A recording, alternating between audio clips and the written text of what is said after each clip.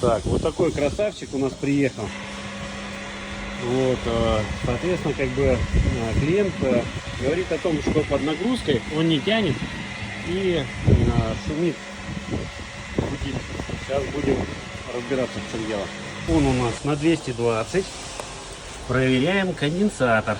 Конденсатор 4,8 микрофарад. А должен быть 20 микрофарад. Вот и весь ответ. Работает